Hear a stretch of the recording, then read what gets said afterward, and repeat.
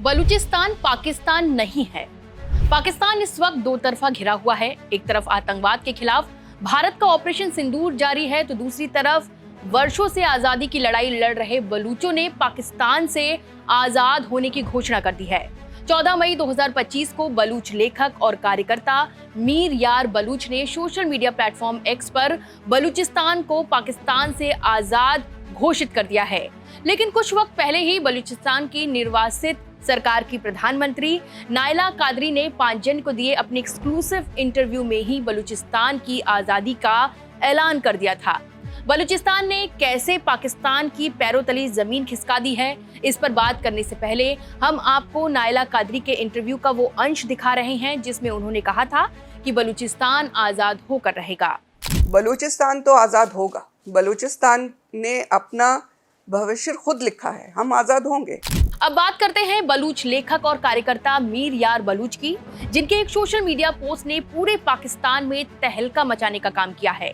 बलूचिस्तान की आजादी का ऐलान करते हुए उन्होंने एक्स पर लिखा कि हमने अपनी आजादी का दावा कर दिया है। पाकिस्तान का आतंकवादी सिस्टम अब गिरने वाला है। भारत सरकार बलूचिस्तान को दिल्ली में एक आधिकारिक दफ्तर और दूतावास खोलने की अनुमति दे। उन्होंने संयुक्त राष्ट्र से भी अपील की है और लिखा है कि यूएन अपनी शांति सेना तुरंत बलूचिस्तान भेजे और पाकिस्तान की फौज को हमारी जमीन, समंदर और एयर स्पेस से बाहर निकाले।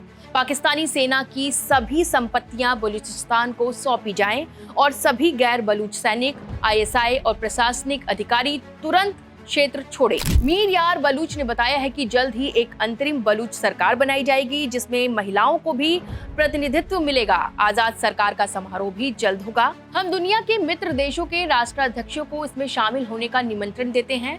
इन सब के बीच बलूचिस्तान के लोग भारत की मदद मांग रहे हैं। उनका कहना है कि भारत मदद कर दे तो आतंक को पालने वाले पाकिस्तान का एक और टुकड़ा कर दिया जाएगा, जैसे 1971 में हुआ। क्या वैसा ही अब पाकिस्तान के साथ फिर से होने वाला है?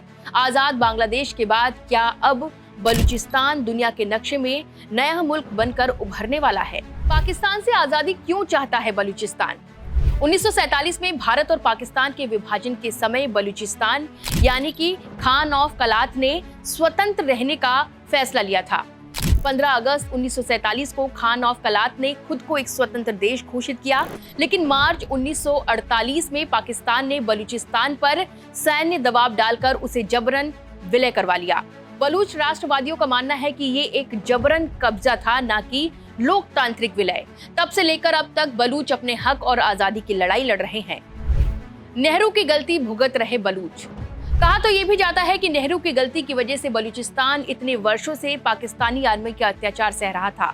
1947 से पहले ही बलूचिस्तान ये बखूबी समझता था कि जिन्ना पर भरोसा नहीं किया जा सकता। इसी कारण अंग्रेजों की विदाई के साथ ही बलूचों ने अपनी आजादी की घोषणा कर दी थी। पाकिस्तान ने पहले तो ये बात मान ली थी, लेकिन बाद में इससे मुकर गया। बलूचों के सबसे बड़े नेता खुदादाद खान यानी कि खान ऑफ कलात से 1876 में अंग्रेजों ने जो संधि की थी, उसके मुताबिक बलूचिस्तान एक आजाद देश था। कहा जाता है कि खुदादाद खान को जिन्ना पर भरोसा नहीं था, इसीलिए वो भारत के साथ आना चाहते थे। पर 1946 में पंडित जवाहरलाल नेहरू ने बलूचिस्तान में रुचि नहीं दिखाई। माना जा सकता है कि भारत ने अगर बलूचिस्तान को लेकर अपनी आंखें ना मूंदी होती तो जिन्ना कम से कम बलूचिस्तान पर कब्जा तो नहीं कर पाते।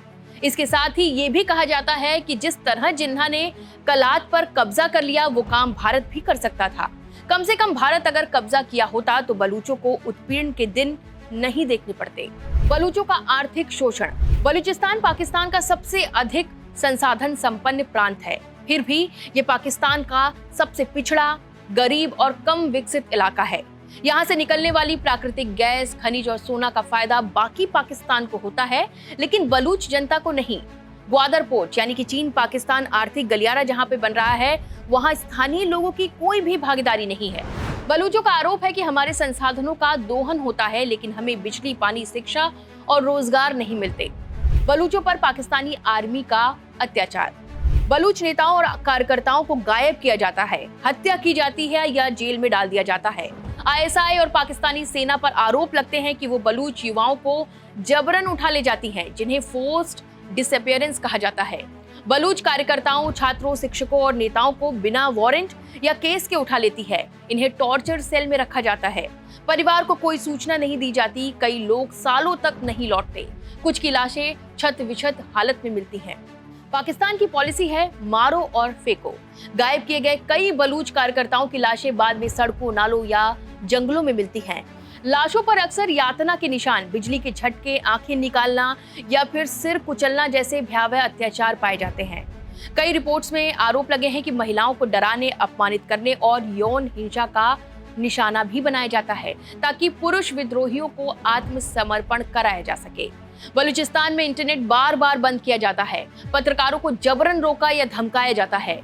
यहाँ तक कि विदेशी मीडिया को वहाँ रिपोर्टिंग की इजाजत नहीं होती, जिससे अत्याचार की खबरें बाहर नहीं आ पाती।